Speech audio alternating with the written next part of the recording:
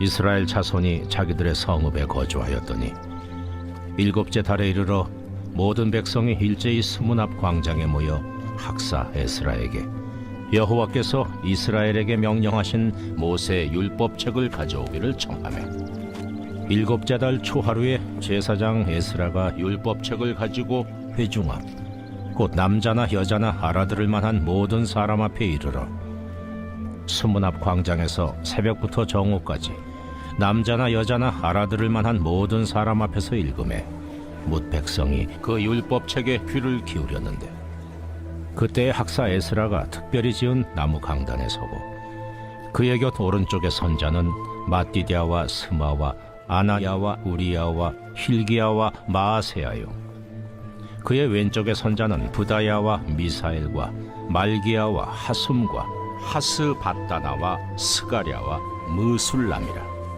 에스라가 모든 백성 위에 서서 그들 목전에 책을 펴니 책을 펼 때에 모든 백성이 일어서니라. 에스라가 위대하신 하나님 여호와를 송축하매 모든 백성이 손을 들고 아멘 아멘 하고 응답하고 몸을 굽혀 얼굴을 땅에 대고 여호와께 경배하니라.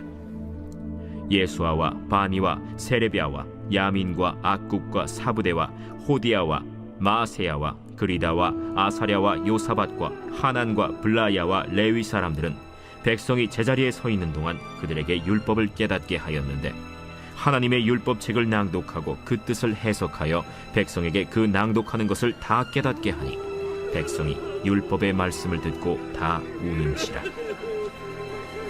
총독 느헤미야와 제사장 겸 학사 에스라와 백성을 가르치는 레위 사람들이 모든 백성에게 이르기를, 오늘은 너희 하나님 여호와의 성일이니 슬퍼하지 말며 울지 말라 하고 느헤미야가 또 그들에게 이르기를, 너희는 가서 살진 것을 먹고 단 것을 마시되 준비하지 못한 자에게는 나누어 주라.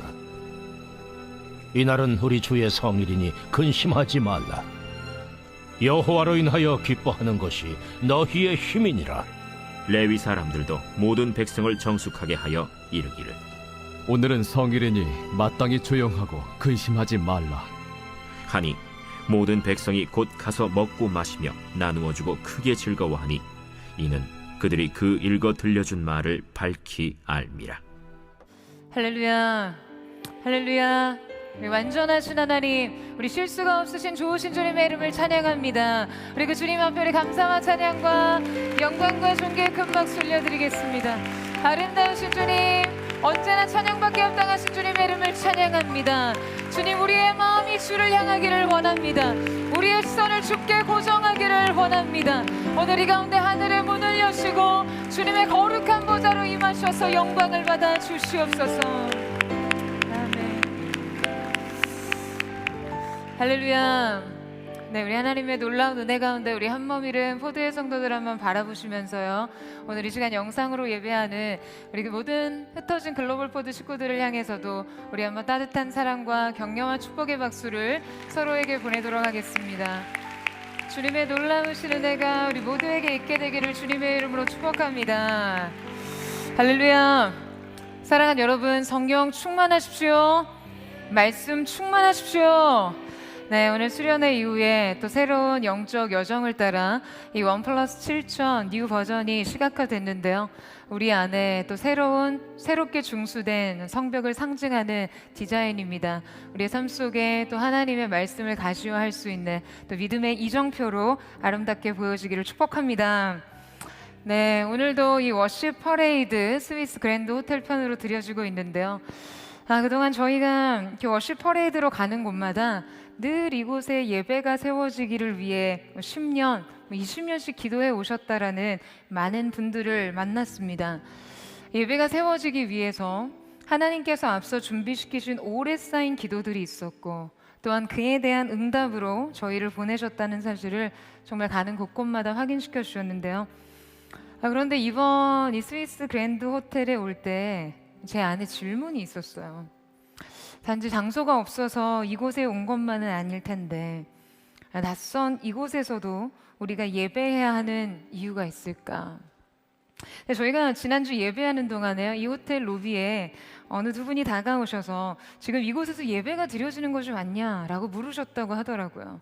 네, 그러시면서 하시는 말씀이 본인들은 이곳에서 예배가 세워지기를 4, 5년 정도 기도하고 있었던 사람들인데 기도하는 동안 딱 한 번 조찬 기도에만 열렸었고 이렇게 온전한 예배가 드려진 적이 없었는데 드디어 이곳에 예배가 세워졌다는 사실에 너무 감격스럽고 기뻐하셨다라는 거예요.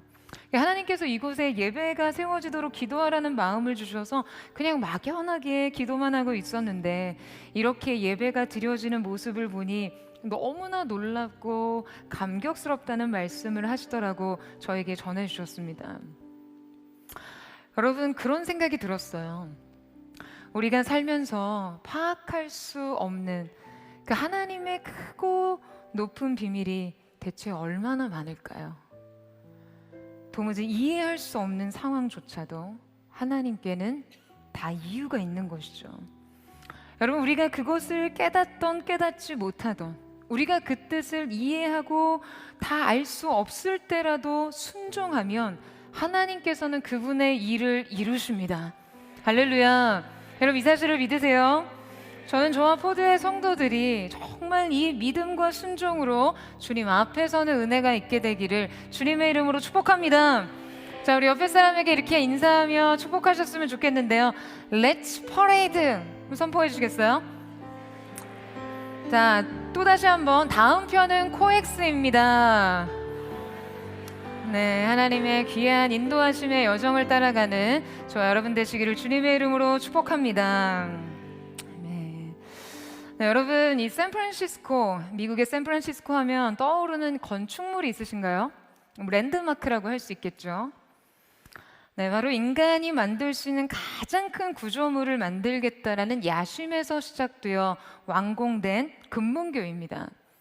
이 금문교는요, 샌프란시스코 반도와 북쪽의 마린 카운티를 연결하는 교량인데요. 자, 이 건축물은 현대 토목 건축물 중 7대 불가사의 중에 하나라고 합니다.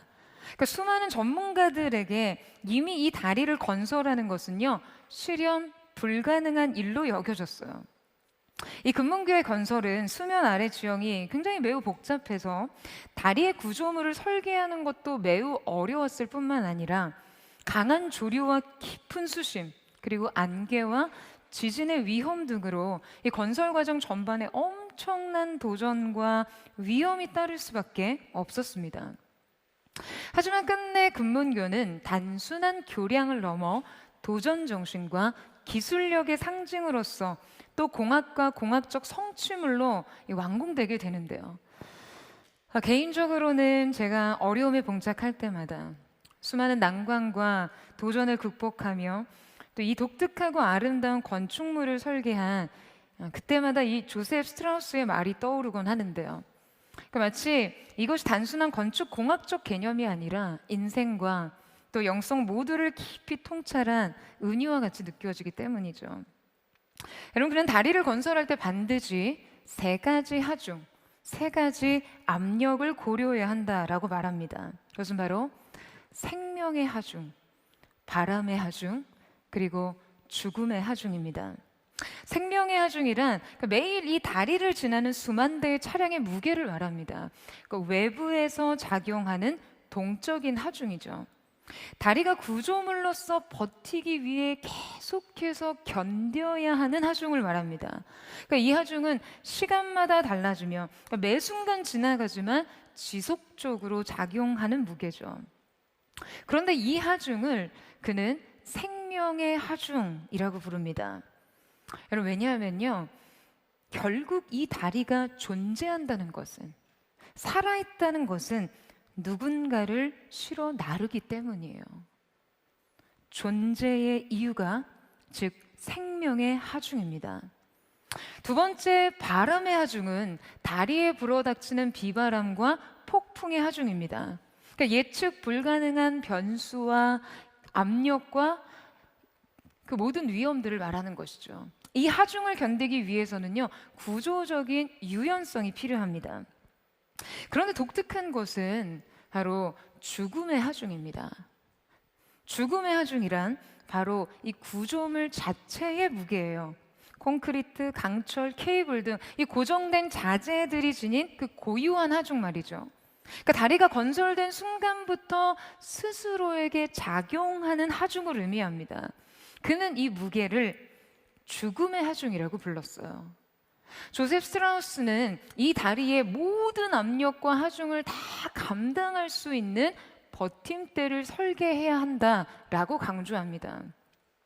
여러분, 다리가 이 하중들을 모두 견뎌야 하듯이 우리 인생도 이 생명의 하중, 바람의 하중, 죽음의 하중을 견뎌야 합니다. 생명의 하중과 같이 여러분 우리는요 매일의 일상을 사랑하기 위해 살아내기 위해 감당해야 하는 무게가 있습니다. 하루하루의 무게예요. 타인으로 인해 비롯된 무게이기도 하고요. 그냥 시시때때로 내 인생을 밟고 지나가는 문제들을 동시에 감당합니다. 그리고 바람의 하중과 같이 그냥 예측할 수 없이 돌발적으로 찾아오는 상황의 무게가 있습니다. 인생에 들이닥친 고난과 시련, 역경이 가져온 압력과 무게이죠. 그리고 죽음의 하중과 같이 우리에게는요, 이 제거할 수 없는 나의 무게, 나의 존재 자체에서 오는 무게가 있습니다. 자아와 죄의 무게, 자기 한계와 결핍, 연약함의 압력들이 나를 짓눌러요. 여러분, 우리에게 실현 불가능해 보이는 꿈과 부르심의 사명을 이루기 위해서는 인생을 설계할 때 이 세 가지 하중을 수용할 수 있는 버팀대가 필요합니다. 이 하중을 버틸 만큼의 내력이 필요해요. 여러분, 그 버팀목이 뭐라고 생각하세요? 흔들리지 않고 견고하게 인생의 모든 하중을 견디게 하는 힘, 바로 하나님의 말씀입니다. 여러분, 아멘이세요? 오늘 본문의 느헤미야는 바로 이 세 가지 인생의 하중을 견딜 견고한 지지대이자 버팀목을 이스라엘 민족 가운데 설계하고 세웁니다. 오늘은 함께 다시 느헤미야로 돌아가서 말씀을 상고하려고 하는데요. 자, 함께 준비한 수련회를 위한 영적인 여정을 마무리하고 이제 다시 일상으로 돌아오게 되었습니다. 여러분, 이제 집밥을 먹어야 될 차례예요. 네, 수련회 오신 여러 강사님들이 차려주신 아주 큰 만찬을 드시다가 이제 집밥을 드시려니 여러분 뭔가 좀 서운하신가요? 뭔가 좀 자극이 부족한 그런 느낌적인 느낌. 그런데 이제 다시 일상으로 돌아가서 우리 안에 일상력을 회복해야 할 때입니다. 오늘 말씀에선 성벽 재건이 완료되고 단 5일 만에 백성들이 수문 앞에 모여 하나님의 말씀을 듣는 장면이 펼쳐집니다. 앞서 느헤미야 6장 15절 말씀에 의하면 성벽의 완공일은 여루월, 즉 유대 종교력으로 6월 25일에 완공이 됐거든요. 자, 그러니까 완공된 지 한 5일이 지난 6일째 되는 날에 그 6일 만에 백성들이 일제히 수문 앞 광장에 모이게 된 것이죠. 그리고는 놀라운 일들이 펼쳐지는데요. 자, 그들은 성벽이 완공된 이후에 계속된 영적 발견의 상태에 이릅니다. 오늘 우리는 그 발견의 과정을 함께 살펴보고자 하는데요. 자, 그들의 발견 첫 번째는 바로 절대적 결핍이었습니다. 자, 우리 함께 1절에서 2절 말씀을 같이 읽겠습니다. 시작. 이스라엘 자손이 자기들의 성읍에 거주하였더니 일곱째 달에 이르러 모든 백성이 일제히 수문 앞 광장에 모여 학사 에스라에게 여호와께서 이스라엘에게 명령하신 모세의 율법책을 가져오기를 청하매 일곱째 달 초하루에 제사장 에스라가 율법책을 가지고 회중 앞 곧 남자나 여자나 알아들을 만한 모든 사람 앞에 이르러. 자, 여러분, 지금 이스라엘은 마치 소집 명령이 떨어진 듯 일제히 광장에 모였습니다. 자, 이때 상황을 기록에 의해 면밀히 살펴보면요, 일곱째 달에 이르러 즉 7월 1일 나팔절에 모든 백성이 수문 앞 광장에 모였는데요. 자, 이때 사용된 모든 백성이라는 말은요, 히브리어 표현에 의하면 모든 사람을 한 사람 같이라고 표현하고 있어요. 자, 그리고 이들이 여러 번 모여서 무엇을 했습니까? 학사 에스라에게 이 율법책을 가져와 읽어달라고 청하고 있어요. 그러니까 말하자면 지도자나 제사장의 주도에 의해서가 아니라 회중의 요청으로 말씀의 강독이 시작되었다는 것이에요. 또한 이때 새벽부터 정오까지 남자나 여자나 알아들을 만한 모든 사람, 즉 다른 어떠한 조건과 상관없이 말씀을 듣고 이해할 수 있는 기준의 모든 사람들이 참여하여 율법책에 귀를 기울였다는 거예요. 여러분, 참으로 놀라운 일이 일어났죠. 구약 성경 어디에도요, 이스라엘 백성이 먼저 하나님 앞에 말씀을 구한 역사가 일어난 적이 없었습니다. 게다가 그들이 지금 함께 모여 성경 낭독을 학사 에스라에게 요청한 이 일이 일어난 것은요, 지금 성벽 재건이 완공된 후 불과 5일이 지나 6일째 되던 날의 일이었어요. 52일 성벽 중수 작업을 마치고 지금 먼저 각자의 처소로 돌아갔다라는 기록이 있잖아요. 여러분, 아마도 그들은 매우 고단했을, 아주 지치고 고단한 상태였을 거예요. 생각해 보세요. 그들이 감당한 52일간의 작업은요, 지금 모두가 극도의 헌신과 극한의 노동을 감수해야 했던 거대한 공동체적 과업이었습니다. 그러니까 애초에 예루살렘 성벽이 무너지고 불탄 짐승들도 지나가지 못할 만큼의 폐허 상태였다는 거예요. 그들의 작업은요, 그냥 이러한 구조물, 무너진 구조물을 치우는 것에서부터 비롯됐으니 여러분, 뭐 이것은 신축이 아니라 해체와 철거 작업으로부터 시작해 운반과 중건 모두를 포함했어요. 게다가 그들은 전문 노동력이 아니었으니 그 작업의 부담은 훨씬 더 컸겠죠. 그들은 심지어 한 손으로는 일하고 한 손으로 병기를 들며 극심한 긴장 상태에서 일을 해야 했습니다.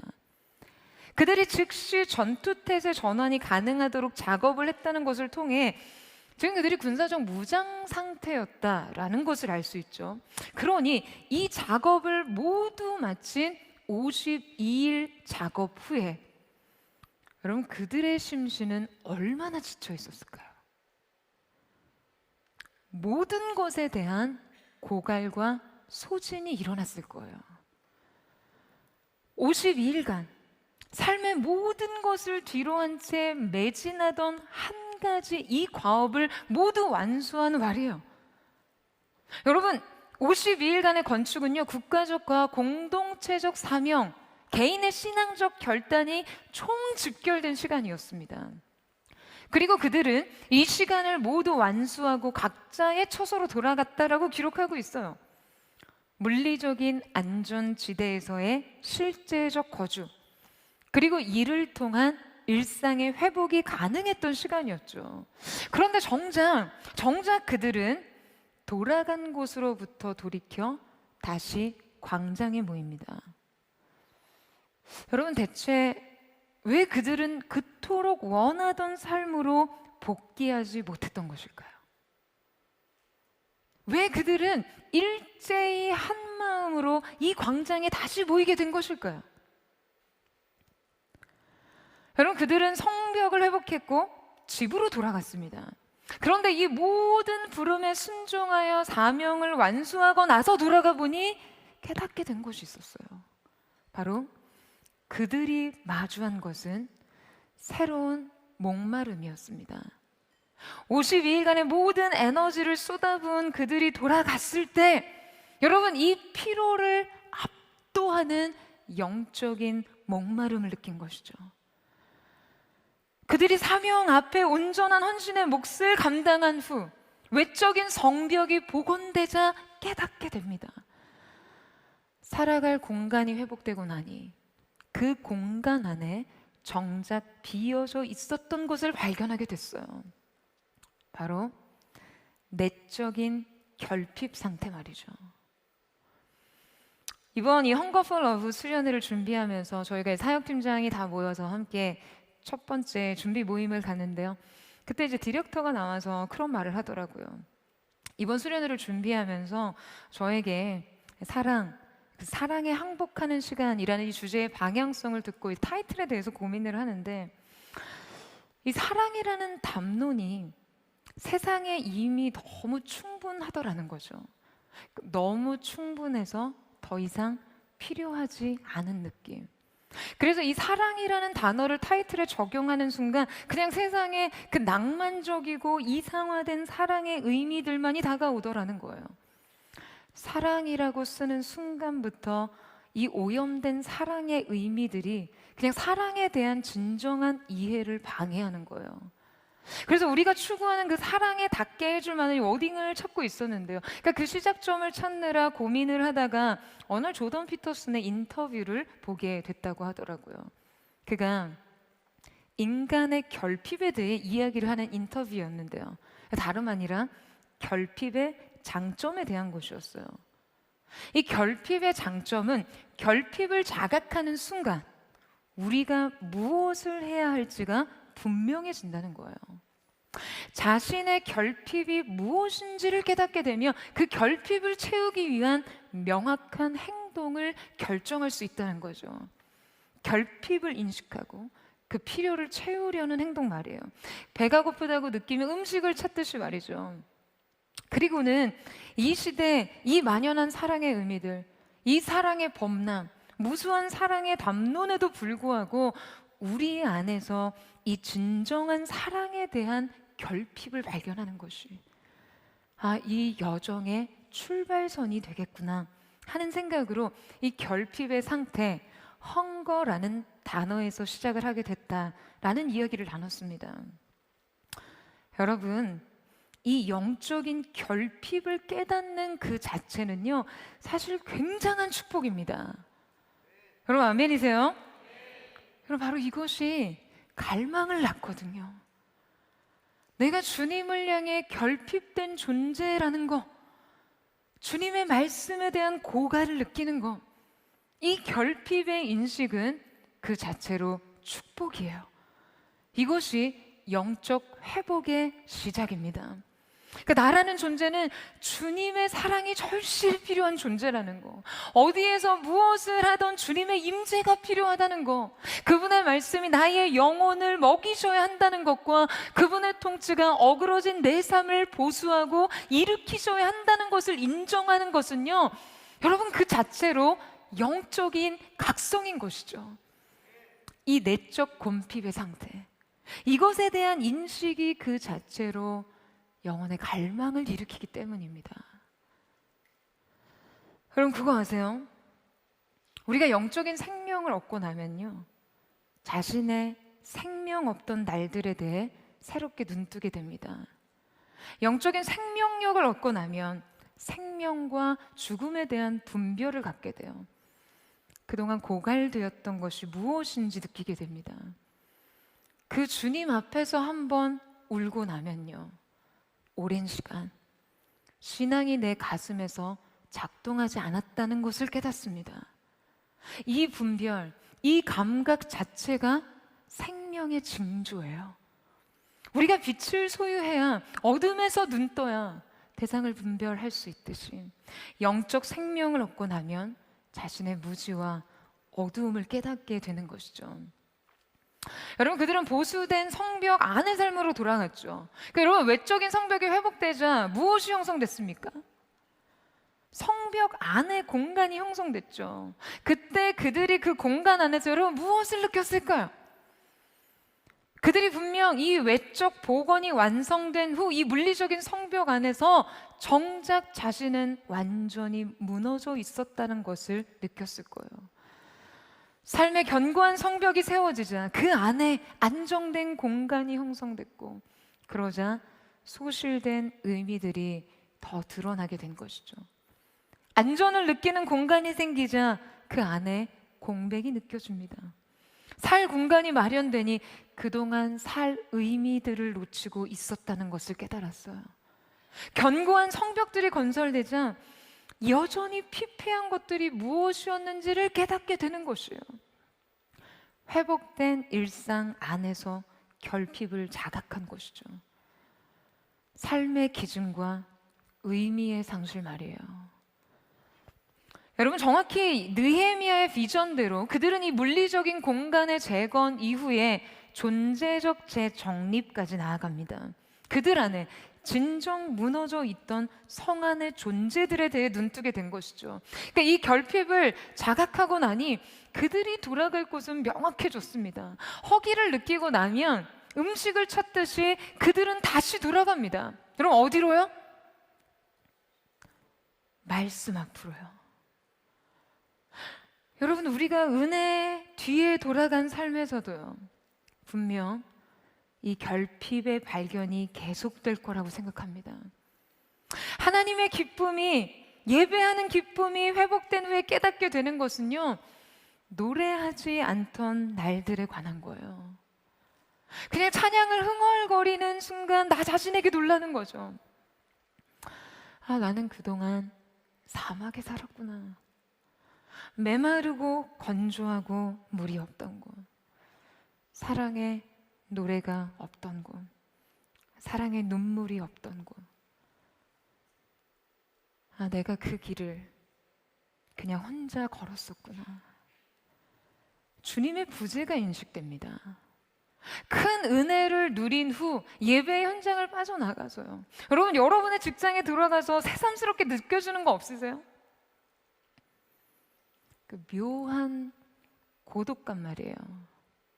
그동안 그저 동화되어 살던 이 삶의 환경이 참 낯선 순간이 있죠. 그리고 깨닫습니다. 내가 이곳에서 하나님 없이도 살았다는 것과 예배하지 않았다는 것과 아무것도 갈망하지 않은 이상 기도가 필요 없었다는 것 말이죠. 여러분, 그 결핍을 자각하셨다면요, 이제 결정하십시오. 이 부재를 임재로 채워야 한다는 것 말이에요. 할렐루야. 여러분, 다른 변화가 아닙니다. 삶의 조건들을 바꾼다고 되는 것이 아니에요. 여러분의 내적인 공백을 하나님의 말씀과 그분의 임재와 사랑으로 채우셔야 합니다. 우리 모두 약속하신 말씀으로 돌아가 그 위에 굳게 서는 새 은혜가 저와 여러분 모두에게 있게 되기를 주님의 이름으로 축원합니다. 다음 살펴볼 유다 백성의 영적 발견 두 번째 과정은 바로 절대적 필요입니다. 여러분, 오늘 말씀에 그들이 각자의 처소에서 다시 돌아가 함께 모인 장소가 지금 구체적으로 기록되고 있는데요, 8장 1절 말씀에 보면 모든 백성이 지금 어디에 모여 있다라고 기록되어 있습니까? 바로 수문 앞 광장이었어요. 여러분, 느헤미야 3장 26절 말씀에 보면요, 수문은 성전의 남동쪽 기혼샘 근처에 있었던 물입니다. 그러니까 이 문은 성전에서 필요한 물을 공급하기 위한 출입구였어요. 예루살렘은 자체 수원이 적기 때문에 기혼샘에서 수로를 연결해서 물을 유입시켜야만 했는데요, 따라서 수문이란 생명수의 통로였던 것이죠. 이곳에서 정결례와 제사에 필요한 물의 공급이 이루어졌습니다. 여러분, 성경에서 물이라는 것은 무엇을 의미하나요? 물은 바로 생명력을 상징합니다. 물은 말씀과 성령과 정결과 생명을 상징해요. 바로 그 물의 통로로 온 백성이 모여들고 그곳에서 지금 말씀을 구하고 있었다는 거예요. 그런데 여러분, 왜 말씀이 낭독된 장소가 이 수문 앞 광장이었을까요? 지금 이 수문 앞이라는 건요, 성전이 아니라 성전 바깥 광장을 의미하는 것이거든요. 그러니까 사실 말씀이 낭독된 이 장소가 거룩한 성소나 성전 아니었다면 훨씬 더 이해가 쉬운데요, 말씀이 낭독된 장소가 제사장의 특권적 공간이 아니라 모든 백성들이 모일 수 있는 공공의 광장이었다라는 것이 매우 의미심장하죠. 여러분, 바로 이 장소는요, 제사장들이 제사 의식을 수행하는 제의적인 공간과 일상적인 삶이 만나는 경계선이었습니다. 바로 이 지점에서 하나님의 말씀이 선언된 것이요, 말하자면 하나님의 말씀이 특정한 경계의 범위를 넘어 삶 전체로 확장되어 흘러가게 된 시발점이 된 것입니다. 성소라는 어떤 울타리 아니라 광장으로, 시장으로, 가정으로, 사회로, 일터로 열리고 확장된 것이죠. 하나님의 율법이 그저 제사장과 레위인들의 전유물이 아니라 어떤 제의적, 종교적 형식이 아니라 모든 백성의 삶을 관통하는 실제가 되었던 것이에요. 여러분, 이것이 무너진 성벽이 재건된 곳에서 새롭게 일어나는 역사입니다. 광장에서 선언된 생명수의 공급 말이에요. 거룩의 경계가 확장되고 일상의 영역까지 이 생명의 물의 공급이 흘러 들어가게 되는 것이죠. 여러분, 여러분의 삶의 성벽이 재건되었다면, 성문이 중수되었다면, 이제 각자 처소로 돌아가 새 삶을 영위해야 한다면, 여러분 다시 돌아와서 서야 할 자리가 어디입니까? 지금 이 공동체가 함께 집결하며 여러분 어디 앞에 서야 합니까? 말씀 앞에 서야 합니다. 약속 앞에 서야 합니다. 할렐루야. 그리고 그 말씀의 영향력이요, 단지 성전과 성소에 머무는 것이 아니라 여러분의 일상적, 세속적 삶의 전 영역으로 확장되어 열려져야 하는 것이죠. 이 낭독의 현장을 좀 더 깊이 살펴보기 원하는데, 우리 3절에서 또 3절, 5절, 6절 말씀을 같이 읽겠습니다. 시작. 수문 앞 광장에서 새벽부터 정오까지 남자나 여자나 알아들을 만한 모든 사람 앞에서 읽음에 뭇백성이 그 율법책에 귀를 기울였는데, 에스라가 모든 백성 위에 서서 그들 목전에 책을 펴니 책을 펼 때에 모든 백성이 일어서니라. 에스라가 위대하신 하나님 여호와를 송축하매 모든 백성이 손을 들고 아멘 아멘 하고 응답하고 몸을 굽혀 얼굴을 땅에 대고 여호와께 경배하니라. 자, 여러분, 이 말씀의 낭독은요, 새벽부터 정오까지 6시간 동안 지속됐습니다.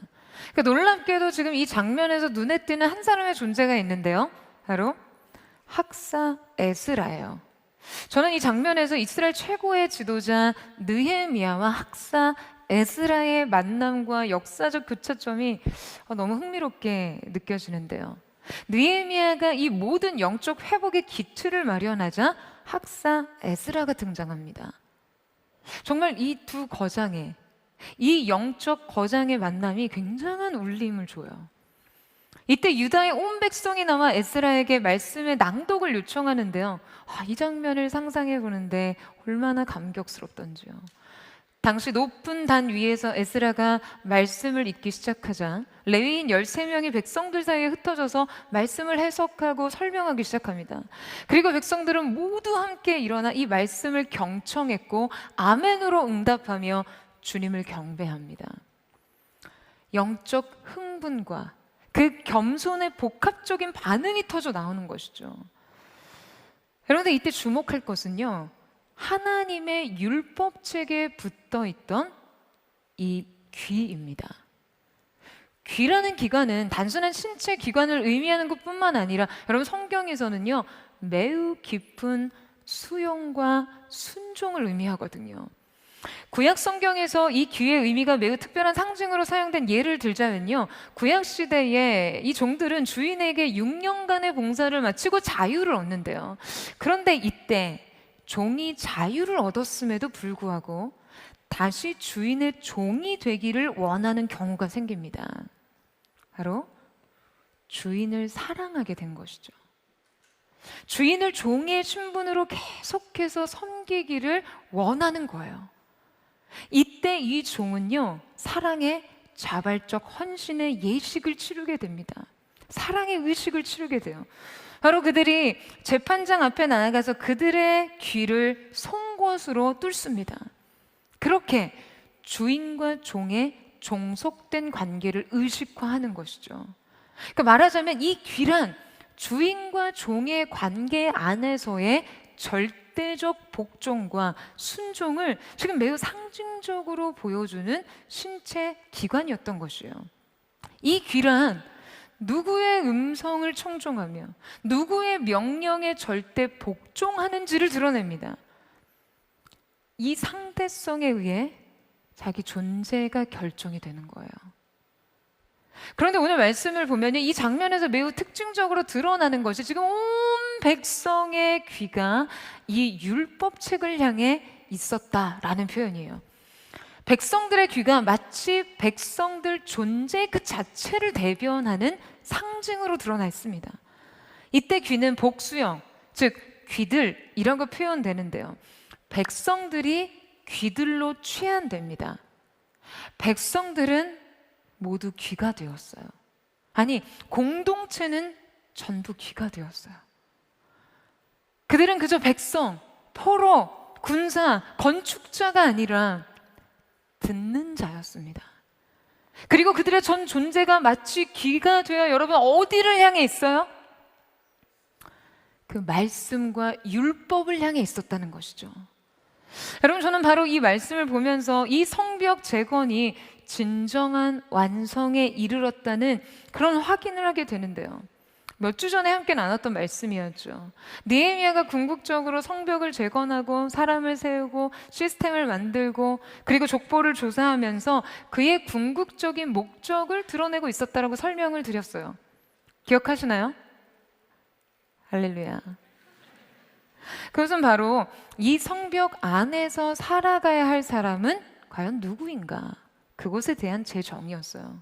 그 말하자면 이 성벽이라는 물리적인 토대를 근거로 그 백성들의 정체성과 존재감의 변화를 추구한 것이죠. 그들이 누구인가? 그들은 자신을 어떻게 정의 내리고 어떠한 존재로서 살아갈 것인가를 새롭게 결정하려 한 것이죠. 그런데 그의 이 비전과 목적의식이 오늘의 읽은 말씀에서 여러분 어떻게 실현되고 있습니까? 여러분, 그들은요 이제 귀가 되었습니다. 21일간의 기도에 그리고 2박 3일간의 수련회 또 이후에 수련회 애프터를 마치고 여러분 이 말씀을 묵상하는데요, 제가 정말 이 말씀이 마치 우리가 함께 해온 영적인 여정의 귀결이 무엇인지를 보여주는 것처럼 느껴졌어요. 이 모든 재건을 마치고 하나님의 말씀 앞에서 전 존재가 귀가 된 우리들 말이에요.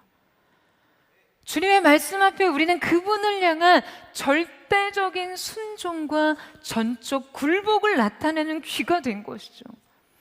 여러분, 여러분의 삶에서도 어느 곳에서 무엇을 하든지 주님 앞에 전 존재가 마치 귀가 된 것처럼 사는 은혜가 있기를 축복합니다. 할렐루야. 여러분, 그렇게 그분의 음성을 청종하고 순종하며 스스로 사랑으로 자원하는 종으로서의 삶, 그 영광스러운 삶으로 자신을 결단하십시오. 이 절대적 필요 앞에 자신을 세우세요. 여러분을 부르시니까 여러분을 영광스럽게 하실 것입니다. 여러분, 온 백성이 그 율법 앞에 귀가 된 이 장면을 상상할 때 여러분 어디까지 이 장면을 구상해 보시나요? 여러분, 에스라가 지금 이 성경을 읽은 성경이 어떤 형태였을까? 이런 생각 해보셨어요?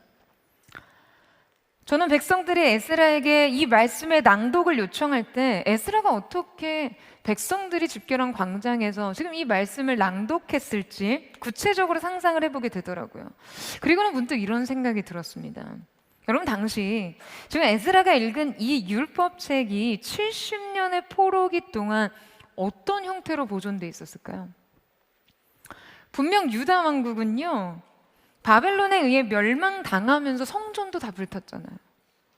게다가 당시 성경의 기록은 우리 시대의 책, 코덱스 형태로 존재하는 것이 아니라 양피지 혹은 파피루스, 두루마리에 필사된 형태였을 거라는 말이에요. 그렇다면 이 형태의 율법책을 포로기 동안에도 보존하고 지켜내는 노력이란 너무나 필사적이었을 거라는 추측을 할 수 있죠. 분명 이 책을 마치 자신의 생명처럼 여긴 자들에 의해 이 율법책은 보존될 수 있었을 거예요. 뿐만 아니라 당시 율법책이 민중들에게 정확하게 읽히고 해석되고 회중이 이해할 수 있었던 것은요, 지금 이 책이 그저 보존에 그쳐 있었던 것이 아니라 이 말씀을 기억하고 암송하고 필사하고 해석하는 교육 체계가 반드시 존재했다는 의미죠. 이것은 바벨론 포로기 동안에도 성전을 잃어버린 세대가 여전히 말씀을 기억하기 위해 율법을 끊임없이 암송하고 필사하는 가정과 회당 중심의 신앙 교육을 강화했기 때문에 가능했던 것이에요. 여러분, 에스라의 낭독은요, 단순한 리딩이 아니었습니다. 이 낭독은 성전이 무너졌어도, 땅을 빼앗겼어도, 조국을 잃었어도 말씀을 포기하지 않았던 공동체가 신실한 믿음의 사람이 여전히 존재하고 있다는 것을 증명하는 행위였어요. 여러분, 역사적으로 다음 세대에게 말씀의 보존과 전수를 위해 목숨을 바쳤던 수많은 신앙의 선조들이 있었습니다. 이들의 희생과 핏부림이 없다면 여러분, 다음 세대의 신앙 전수는요, 불가능했을 일들이었어요. 여러분, 12세기 프랑스의 왈도파를 아시나요? 왈도파에 대해서 들어본 적 있으세요? 피에르 왈도라는 사람을 필두로 한 신앙 공동체인데요. 이 피에르 왈도는 자신의 전 재산을 팔아 이 라틴어 말씀을 프랑스 방언으로 민중들에게 번역해서 보급하는 일에 힘쓰는데요. 그런데 이를 이제 이단으로 규정을 하고 로마 교회가 핍박을 하기 시작합니다. 굉장히 심한 핍박과 박해를 받았어요. 이 왈도파 공동체는 로마 카톨릭 밖에서 말씀을 전하는 것은 처형의 대상이라는 정치 탄압에 의해 알프스 산맥의 험지로 도피하기에 이르는데요. 하지만 이들은 성경을 어떻게든 전파하고 전수하기 위해 온 공동체가 복음서, 시편, 야고보서, 산상수훈 등의 말씀을 권별로 나눠서 암기합니다. 심지어 어린 아이들에게요, 복음서를 그냥 통째로 암기시켰어요. 성경을 소지하거나 필사하면 화형의 형벌이 내려지던 그 당시에 무시무시한 종교 탄압에 의해 그들은 성경을 계속해서 암송하고 구술하는 전통을 지키게 된 것이죠. 그러니까 이들은 성경을 체계적으로 나눠서 암송하고 전승의 오류를 방지하려고 서로 교차 검증하며 이 말씀을 지킵니다. 그리고 감시를 피해 동굴 속에 잠입해 말씀을 끊임없이 낭독했고요. 전도사들은 곳곳에 숨어들어 공동체의 말씀 이 암기를 체계적으로 확인했다고 해요.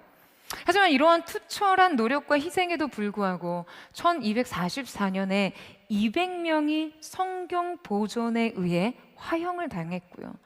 1487년에는요, 수천 명의 군이 왈도파 마을을 침공해서 살인, 강간, 방화, 성경의 소각을 자행했지만 여러분, 이때도 역시 수백 명의 신자들이 이 성경을 태우지 않기 위해 품에 안고 죽음을 택합니다. 그리고 1655년 기독교 역사상 참혹한 사건으로 기억되는 파스카 학살이 일어나는데요. 이때 로마 카톨릭 군대가 왈도파 마을을 기습해서 그냥 수천 명을 학살하죠. 성경을 지키고자 한 신앙 공동체를 국가와 군대와 교권에 의해 그냥 계획적으로 말살한 사건이었어요. 군대는 몇 주간 이 공동체에 잔입해 수천 명을 참수, 화형, 동굴 매장, 절벽 투하, 화살, 사살, 너무나 극단적인 방법으로 살해합니다. 여러분, 심지어 어린 아이들을요, 부모 앞에서 산채로 불에 던지는 일도 일어났어요. 여러분, 그런데 이 학살 직전 이 왈도파 공동체가 바로 이러한 기도문을 남겼습니다. 우리의 생명은 연기 같으나 말씀은 불이며 우리의 피는 이 땅에 뿌려진 진리가 될 것이다. 여러분, 이것이 말씀 전승의 역사입니다. 이것이 신앙 계승의 산 역사예요. 이 희생과 핏부림의 대가로 지불하더라도 여러분, 말씀 앞에 살고자 한 믿음의 사람들 앞에 정말 저절로 고개가 숙여지지 않으세요? 말씀과 진리를 지키기 위한 내 삶의 작은 불평과 부담조차 거부하고 싶어하는 여러분, 이 세대의 풍조와 체질을 생각해 본다면 말이에요. 여러분, 주님 앞에 우리의 이름이 부끄럽게 새겨지지 않기 위해서는요, 이제 우리도 이 숨은 앞에 모여야 합니다. 여러분, 아멘이세요? 이 광장에 모여서 한 마음으로 일제히 이 말씀을 받들어야 돼요. 내 말씀에, 내 인생 속에, 내 삶 속에 말씀의 부재, 하나님의 나라와 통치의 부재, 임재와 영광의 부재를 인식하고 인정하셨다면요, 이제 수문 앞 광장에 모이세요. 말씀을 사모하고 말씀을 경청하십시오. 여러분, 이 들음에서 여러분 심령과 정체성에 새로운 창조가 일어난다라는 것을 믿으시기를 축원합니다. 저는 오늘 그 놀라운 말씀의 새 창조의 역사가, 그 은혜가 우리 모두에게 있게 되기를 주님의 이름으로 축원합니다. 마지막으로 함께 살펴볼 유다 백성의 영적 발견 세 번째 과정은 바로 절대적 은혜입니다. 이 말씀의 회복과 각성이 어떻게 진행됐는지 계속된 기록을 통해 살펴보도록 하겠습니다. 자, 우리 함께 8절에서 10절 말씀을 같이 읽겠습니다. 시작. 하나님의 율법책을 낭독하고 그 뜻을 해석하여 백성에게 그 낭독하는 것을 다 깨닫게 하니 백성이 율법의 말씀을 듣고 다 우는지라. 총독 느헤미야와 제사장 겸 학사 에스라와 백성을 가르치는 레위 사람들이 모든 백성에게 이르기를 오늘은 너희 하나님 여호와의 성일이니 슬퍼하지 말며 울지 말라 하고, 느헤미야가 또 그들에게 이르기를 너희는 가서 살진 것을 먹고 단 것을 마시되 준비하지 못한 자에게는 나누어 주라. 이날은 우리 주의 성일이니 근심하지 말라.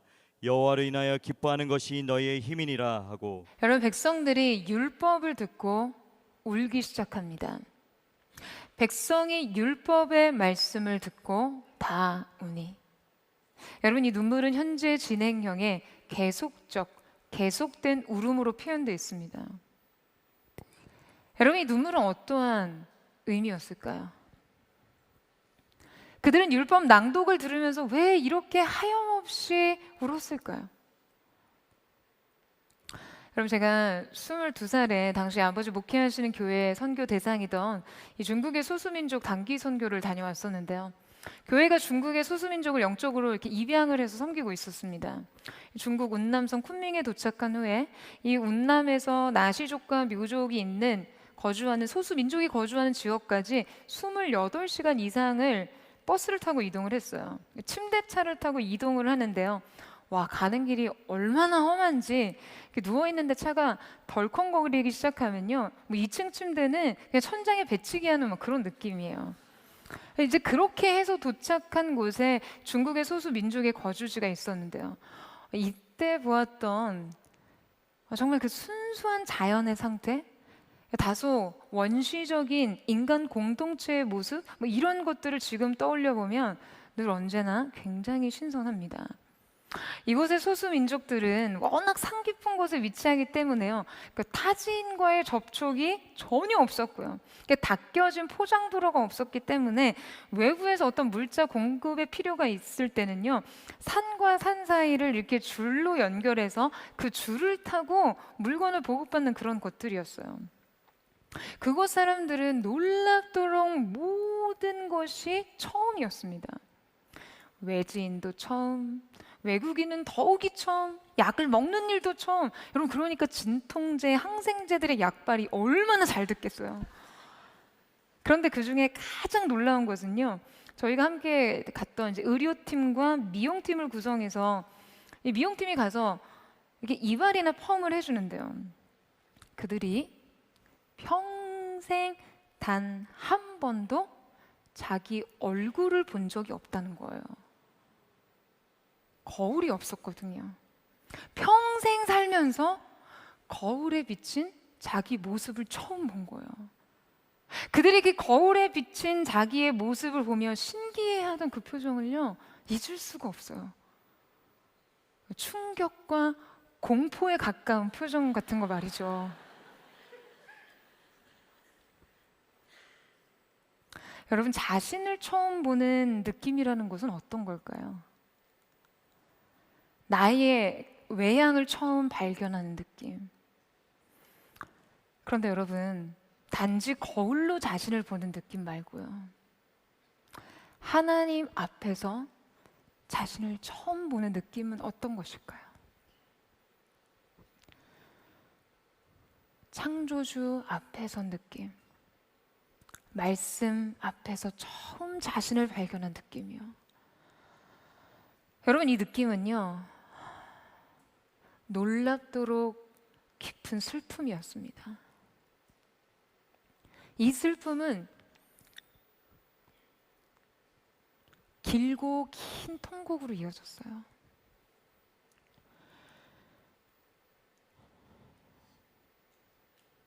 말씀 앞에서 자신을 보고 나니 깨달았던 거죠. 율법이란 단지 단순한 규칙과 조항의 나열이 아닌, 의무가 아닌 하나님과의 관계를 상기시키는 언약의 언어였기 때문에 그들은 이 말씀 속에서 비로소 오랫동안 잃어버렸던 자신의 정체성과 무너지고 부서져 있던 약속을 동시에 보게 된 것이죠. 그들은 이 언약의 관계 안에서 깨닫습니다. 하나님과 나 사이에 깊은 부름을요.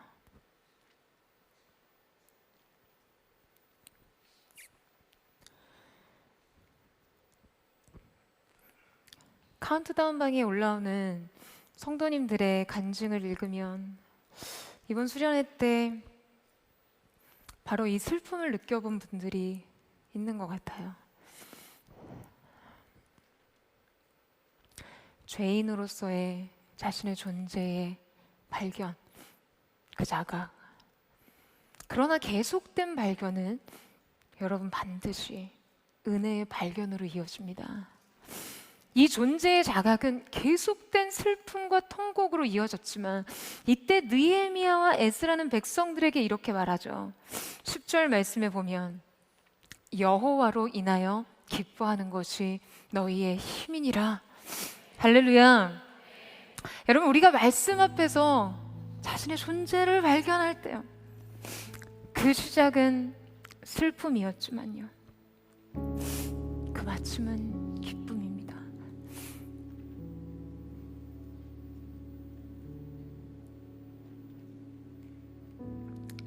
여러분, 왜일까요?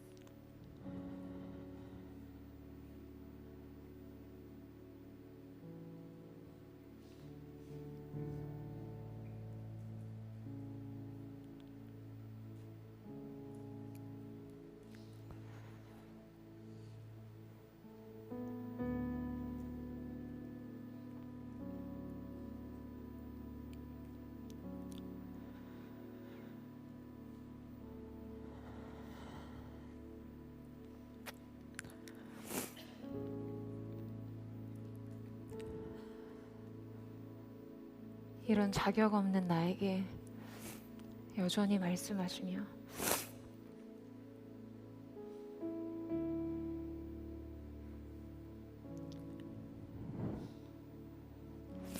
여전히 이 약속 안에 부르시는 주님을 발견하기 때문이에요.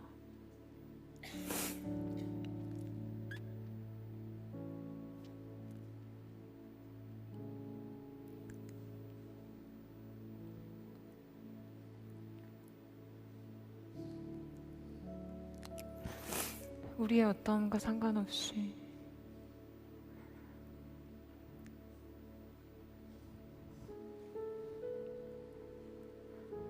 그분의 말씀과 약속은 유효했고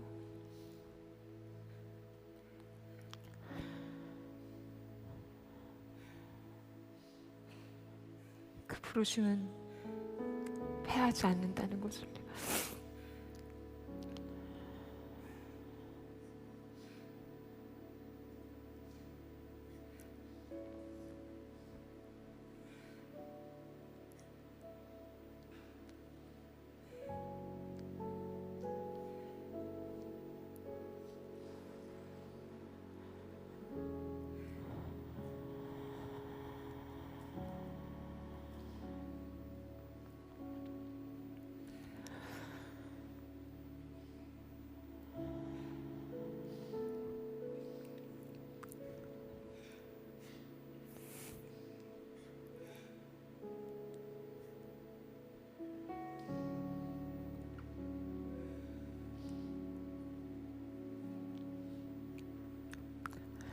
이 은혜의 발견으로 인해 여호와 한 분으로 인해 기뻐하는 것입니다.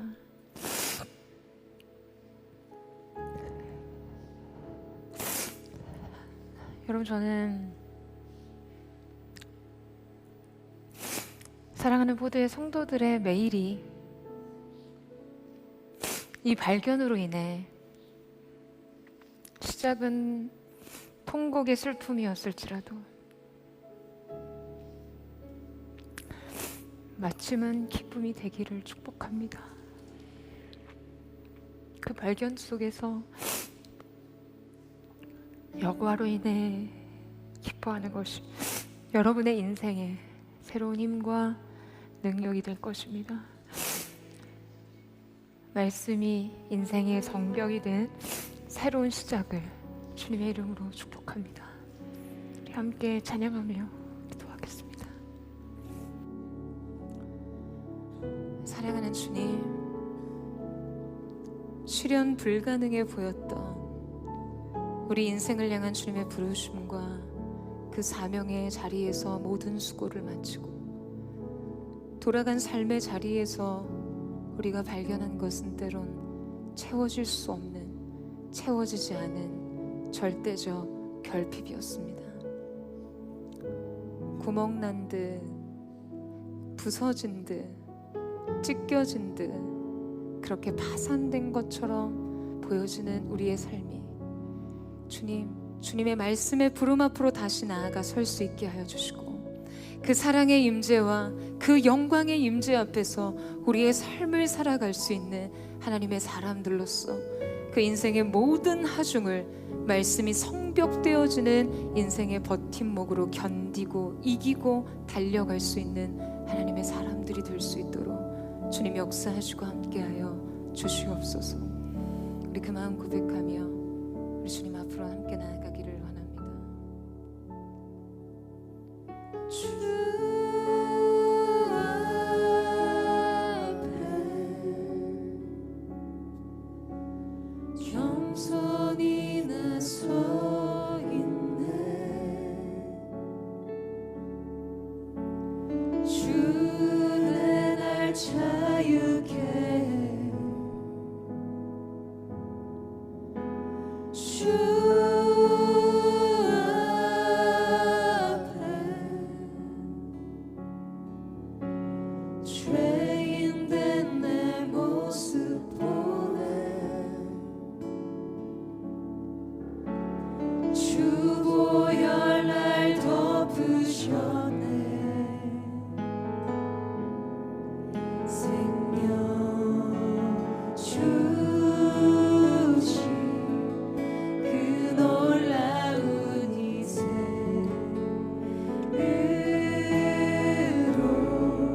가장 크신 사랑 주 내게 주셨네.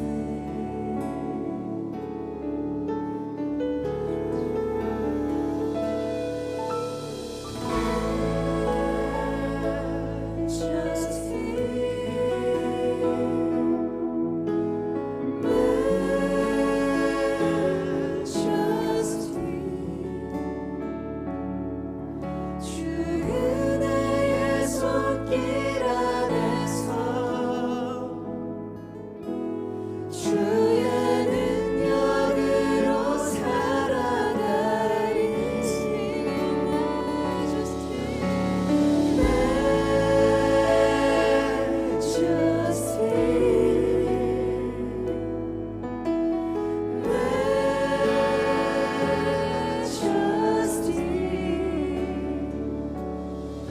주 영광의 임재 안에서 주의 사랑으로 변화되리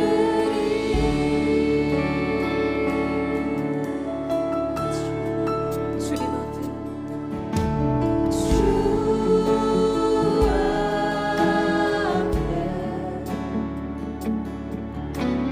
그 사랑 날 겸손해 용서받은 나 용서하는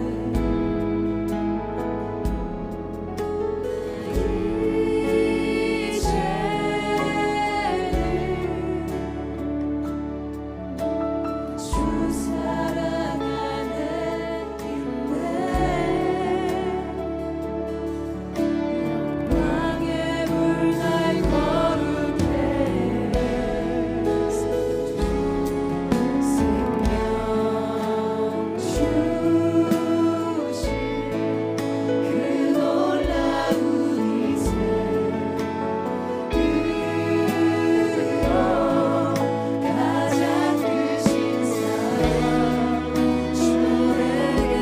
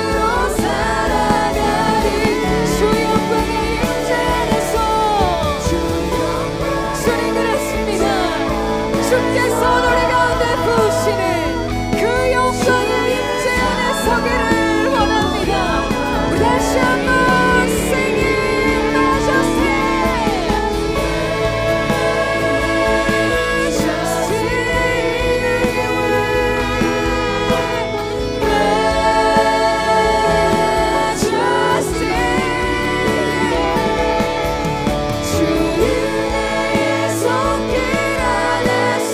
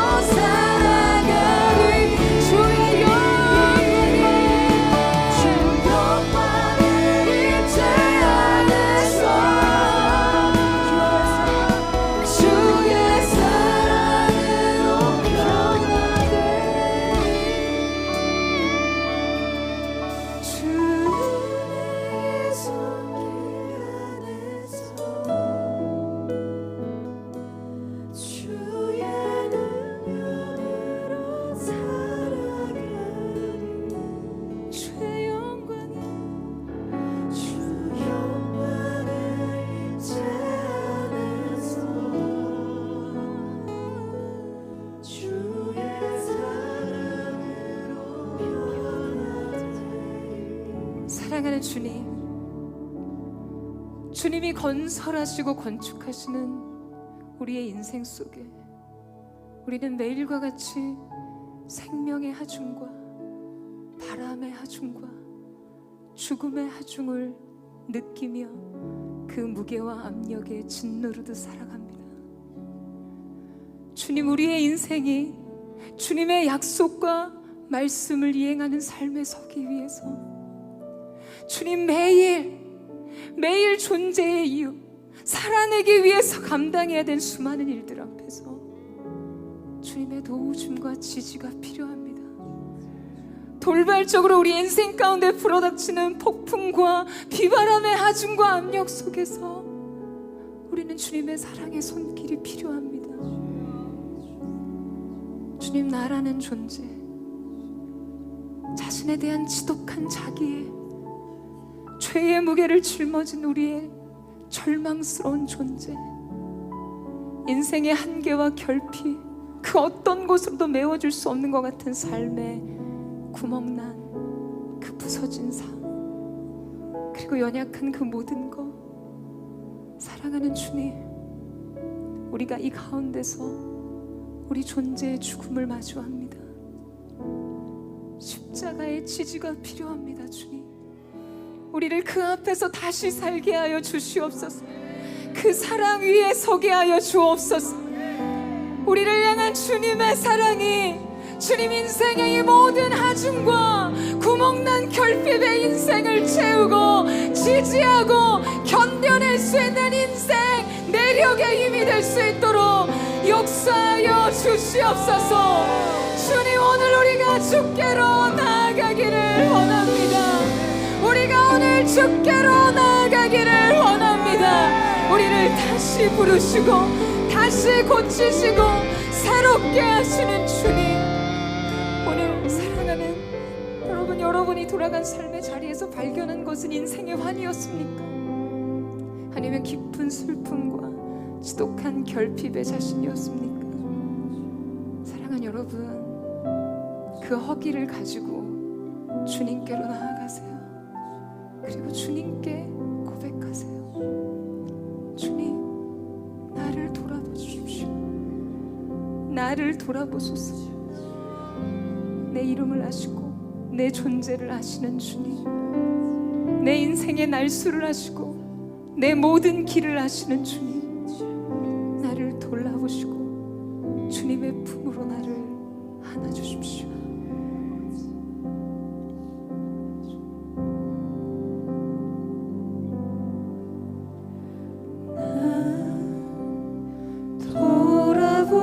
돌아보소서. 주님을 구하니 주 날 용서하시고 긍휼을 베푸소서.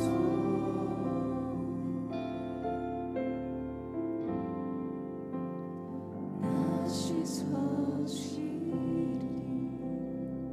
주님,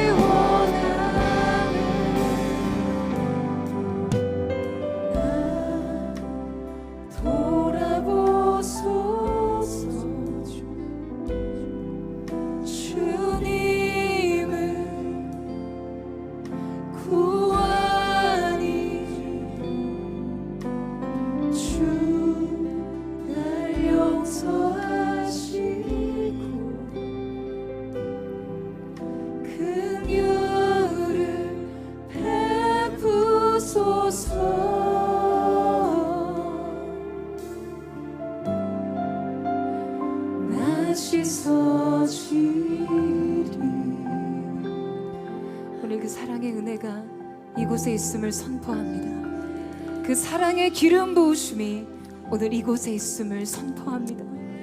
사랑하는 여러분, 구약 성경 전체에서 이때만큼 이스라엘 백성 스스로가 인생의 무거운 과업과 그 모든 극한의 인생의 소진과 탈진을 경험한 이후에도 다시 말씀을 향한 배고픔으로 돌아올 수 있었던 것은요, 돌아간 자리에서 비어져 있는 자신을 발견했기 때문입니다.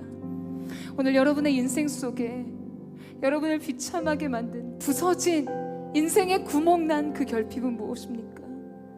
여러분, 오늘 그것으로 인해 숨은 앞 광장으로 나오십시오. 그렇다면 그것은 여러분 앞에 영적 축복이 될 줄로 믿습니다.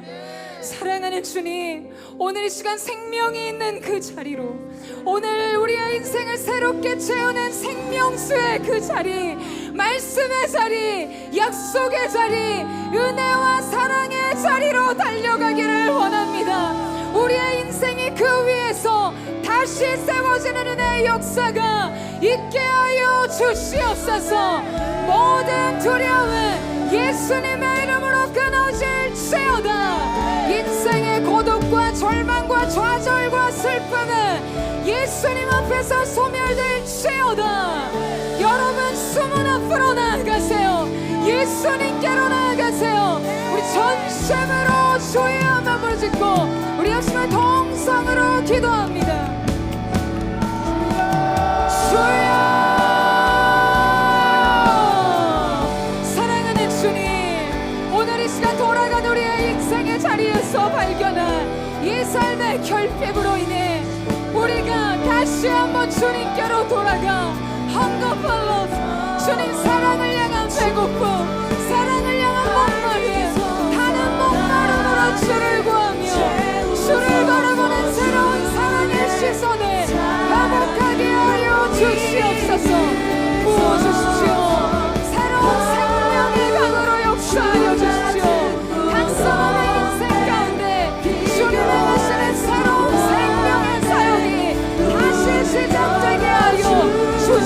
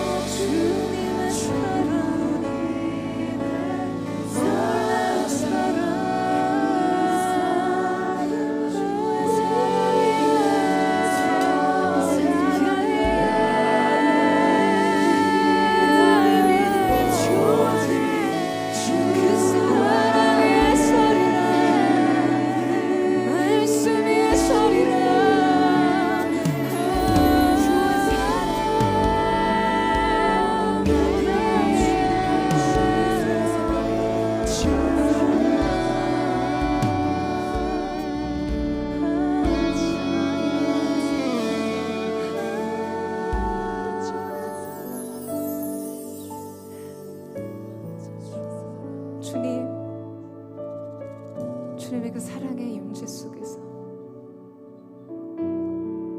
나를 바라보시는 주님의 사랑의 시선 속에서 우리 자신을 발견합니다.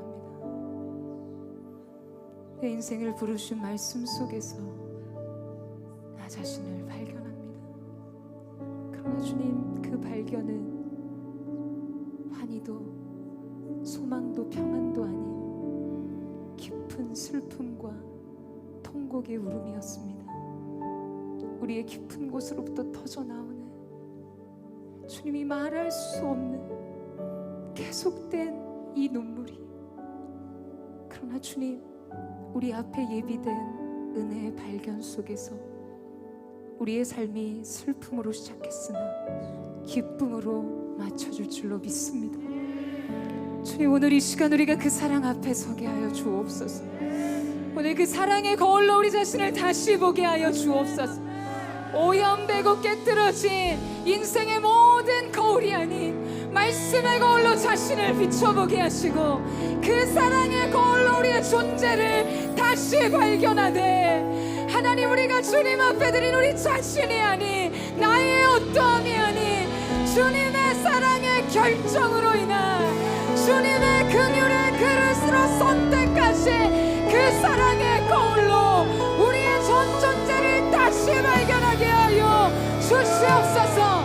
그때 여호와 하나님으로 인한 기쁨의 새로운 시작, 여호와로 인한 기쁨이 인생의 힘과 능력이 되는 것을 경험하게 하여 주시옵소서.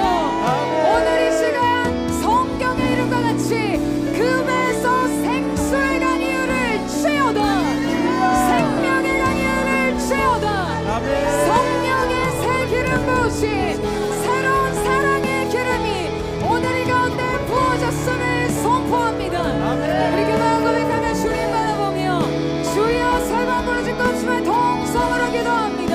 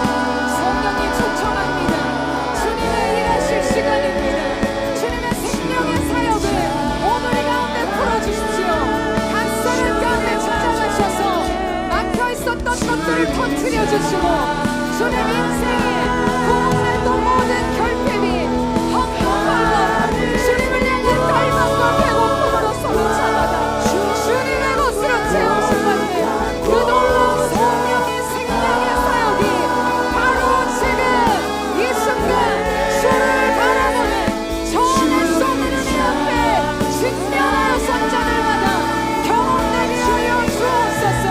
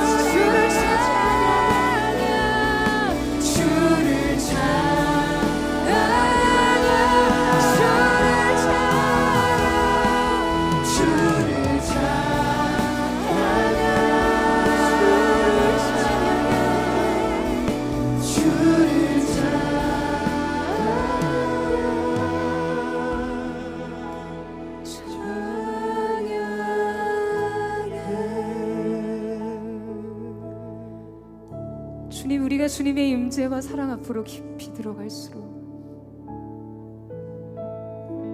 우리를 향한 주님의 사랑과 주님을 향한 우리의 사랑이 만나는 그 지점을 발견합니다. 사랑하는 여러분, 스스로 자원하여 종이 된 자는 6년의 시간을 주인을 위해 헌신합니다.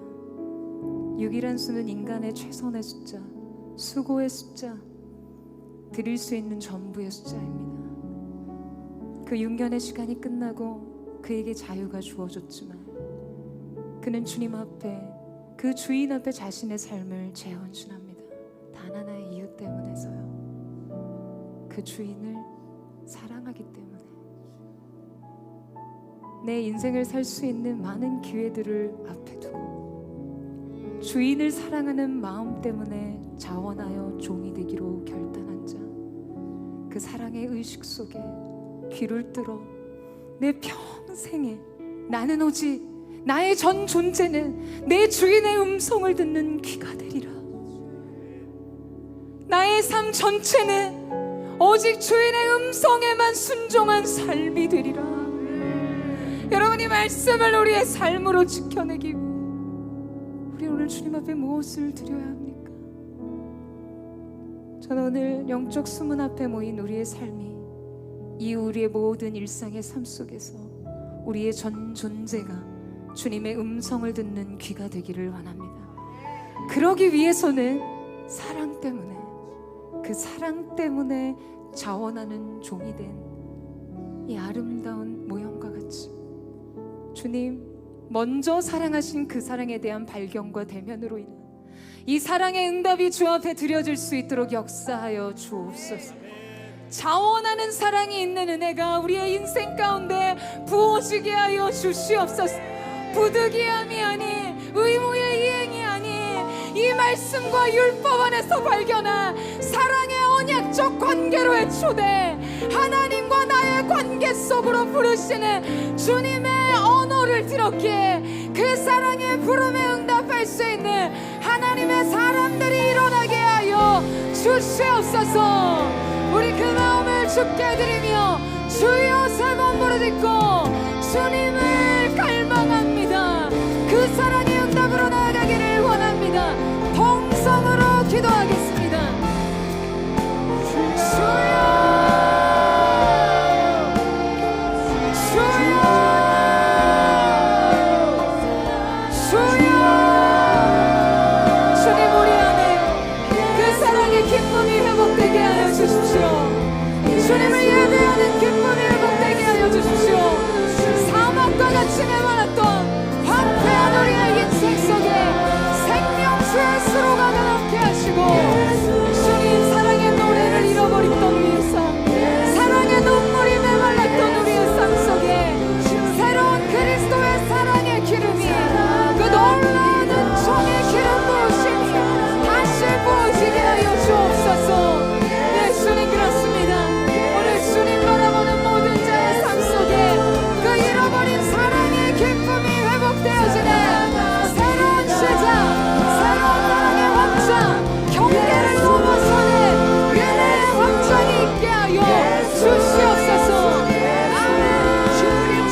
우리의 주인 되신 주님을 바라봅니다. 예수, 예수, 예수, 예수, 예수, 주님을 사랑합니다. 주님을 사랑하는 그 기쁨을, 그 즐거움을 빼앗기지 않게 하소서. 주님을 사랑하는 그 기쁨을, 그 즐거움을 빼앗기지 않게 하소서. 예수, 예수, 예수, 예수, 주님을 사랑합니다. 예수, 예수,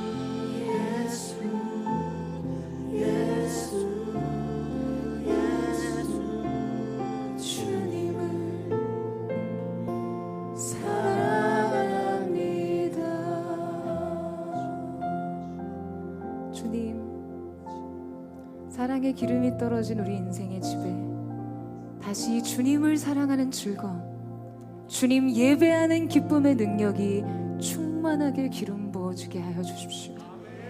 여러분 이 시간 한번 다 같이 두 손을 높이 들어보시겠어요? 성령께서 우리의 인생에 천부 하나님께서부터 부어주시는 그 각양 좋은 은사와 선물들의 배달자가 되어주셨습니다. 보혜사 성령님의 위로하심과 내주 교통하심이 이후 여러분의 매일의 삶 속에 여러분의 인생을 밝히는 등불이 될 것을 선포합니다. 사랑하는 주님, 성경에 이른 것 같이 오늘 이 자리 영적 수문 앞에 모여 주의 말씀을 청종한 하나님의 사람들의 인생 속에 성령의 생명의 사역의 능력이 풀어지게 하여 주옵소서. 성취되게 하여 주시옵소서. 흘러가게 하여 주시옵소서. 관통하게 하여 주시옵소서. 오늘 이 성전을 넘어서 우리의 인생 곳곳 삶의 영역마다 이 말씀의 기쁨이 충만하게 하여 주시옵소서. 주님 사랑하는 기쁨, 헝거볼록 주님의 사랑을 향한 갈망과 배고픔이 돌아간 삶의 자리에서 계속적으로 우리를 하나님 앞으로 견인하는 능력의 근원이 되게 하여 주시옵소서. 우리의 기쁨, 우리에게 자유를 주신 주님, 우리의 산소망, 우리의 미래, 우리의 꿈, 우리의 지지자, 우리의 위로자 되신 주님을 찬양합니다. 성령 주님의 일을 이루어 주시옵소서.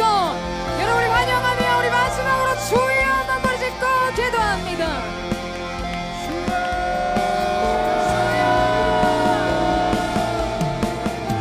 주님 각설한 가운데 주님의 영을 부어주십시오. 새롭게 소성케 하시는 성령의 영, 메마른 우리의 인생을 다시 살피시는 보혜사 성령님의 역동하시는 사역이 각설한 가운데 부어지게 하여 주시옵소서. 성령님 임하셔서 주님의 일을 이루어 주옵소서. 각설의 심령을 강도하여오는 그 놀라운 생명수 성령의 사역이 오늘 들풀처럼 쓰러져갔던 우리의 인생을 다시 한번 바로하는 꽃처럼 주님 앞에 꽃 피우는 능력이 되게 하여 주옵소서. 새로운 성령의 바람이 불어오게 하여 주십시오. 우리를 다시 살게 하시는 성령의 바람이 불게 하여 주시옵소서. 새로운 천국의 향기 부어주소서.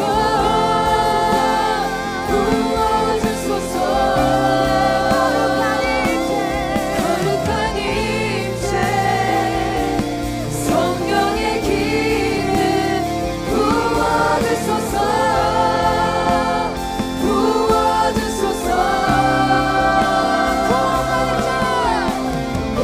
구원받은 자 노래하여라.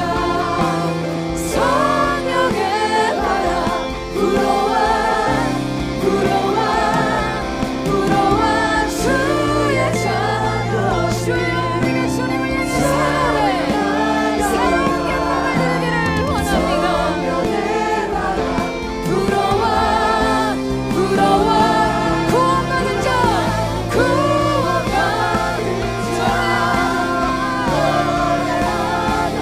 성령의 바람 불어와 주의 자녀들 찬양하여라. 성령의 바람 불어와 새로운 바람 천국의 향기 부어주소서.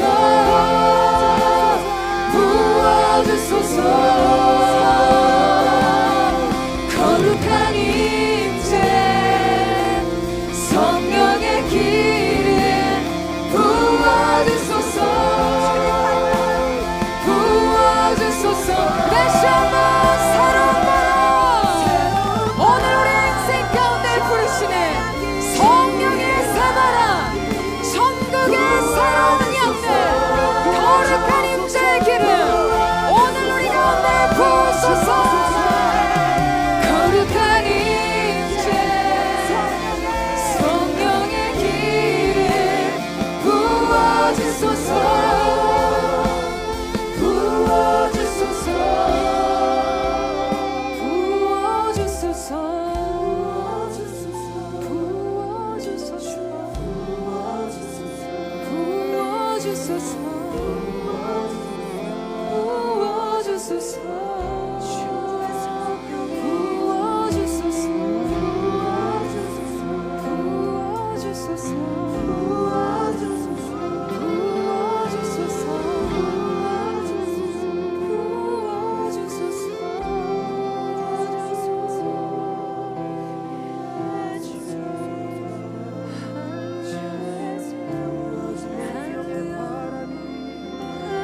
소성케 하시는 그 성령의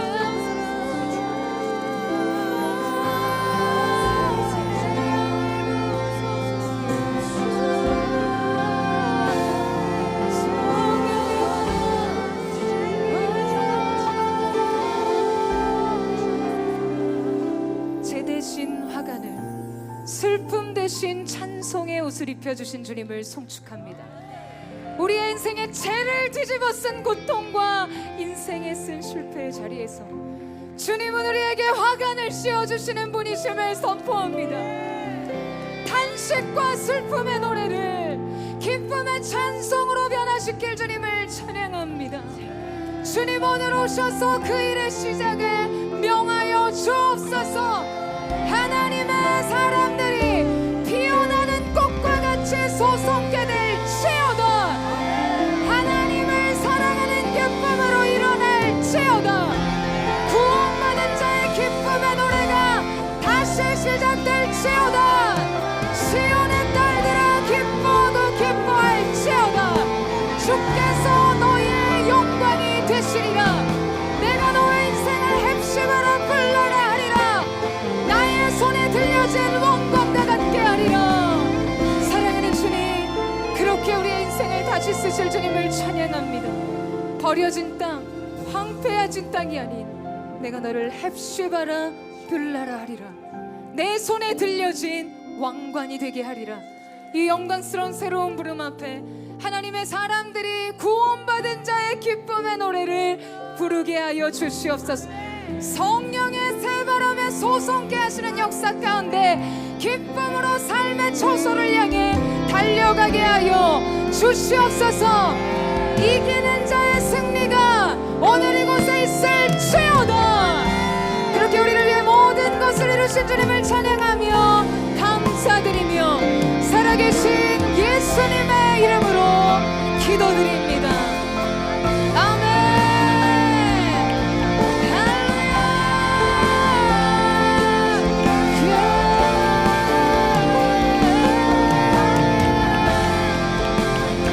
놀라우신 주님 성식합니다.